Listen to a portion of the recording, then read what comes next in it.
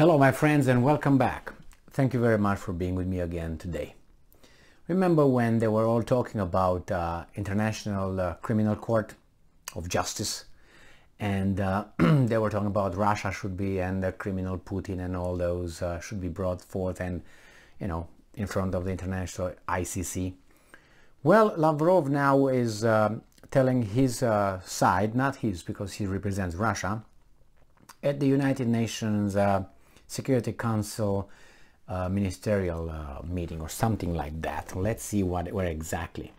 So this article comes from 22nd of September 2022. It comes from a Russian source, and that's Sputnik, and this is what Lavrov said speaking at the United Nations Security Council ministerial meeting on Ukraine on Thursday, which is today. And he's talking about the no faith in ICC, International Criminal Court. At the same time, Lavrov said that Russia does not expect any real justice to be doled out by the International Criminal Court or by other international legal bodies, and stressed that Moscow has lost confidence in the body. And I'm quoting, "We have been waiting in vain for years, for 8 years, for the fight against impunity in Ukraine to begin. The time for waiting has come to an end," he said. Lavrov recalled that the court did not take action in the wake of the bloody coup in Kiev in February 2014, nor in May 2014, when dozens of residents of Odessa were burned alive in the city's trade unions building by nationalists, nor Kiev bombing of the city of Lugansk on June 2nd, 2014, nor in other similar crimes, he states. More than 3,000 appeals about suspected crimes against the residents of the Donbass were sent to the International Criminal Court, Lavrov said, but these were left without a response.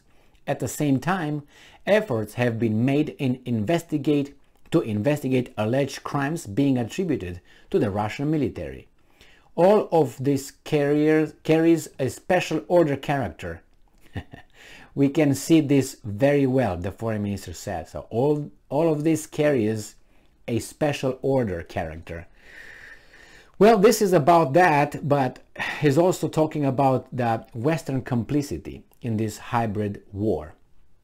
The Western powers' complicity in igniting and prolonging the Ukrainian crisis has also gone unpunished, the foreign minister said, pointing to these countries' openly stated goals of prolonging hostilities, quote-unquote, despite the casualties and destruction, in order to deplete and weaken Russia. This position indicates Western countries' direct involvement in the Ukrainian conflict, makes them a part to it, Lavrov stressed.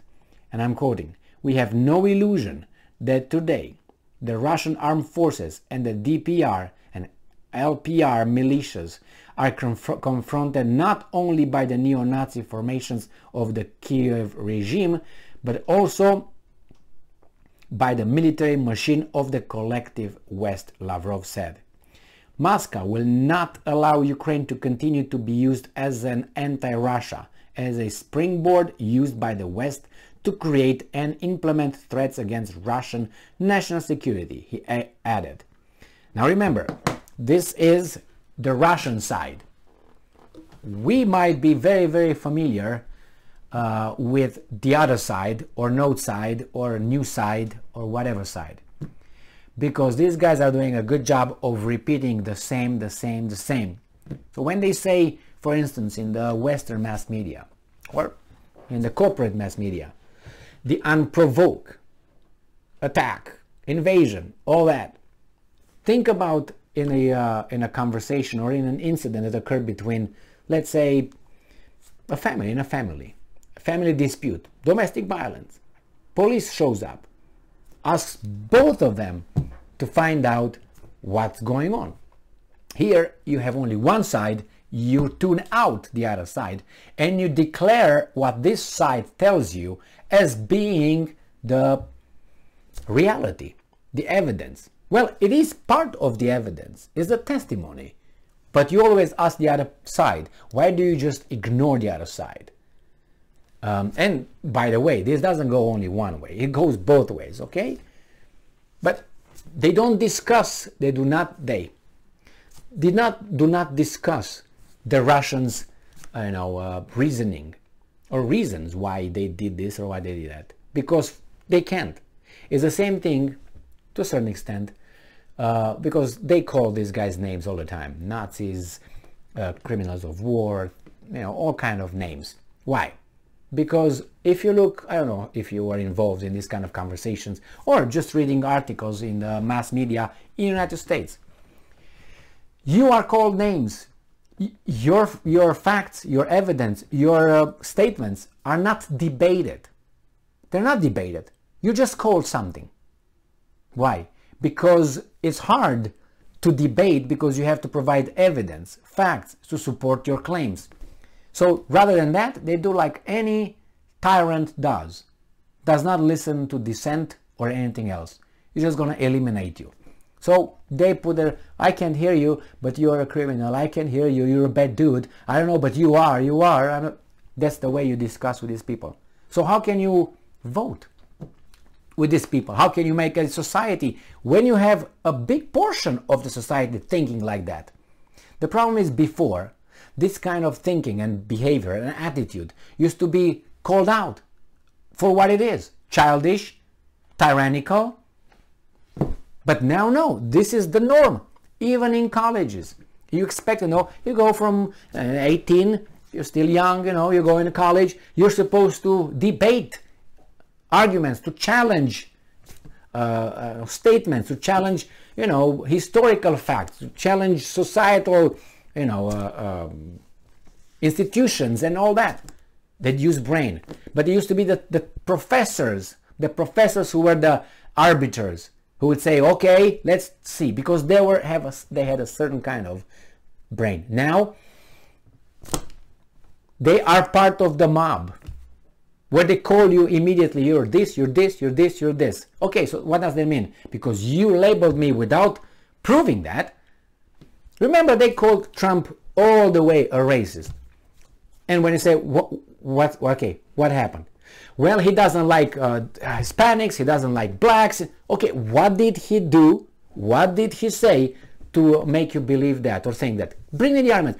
Oh, he said about the Mexicans that they come here are rapists and some of them are. Every nation, every race has its own rapists. What do you want? Well, and the fact is, who's coming from the southern border? Romanians? French? I don't know. Certain kind of people come.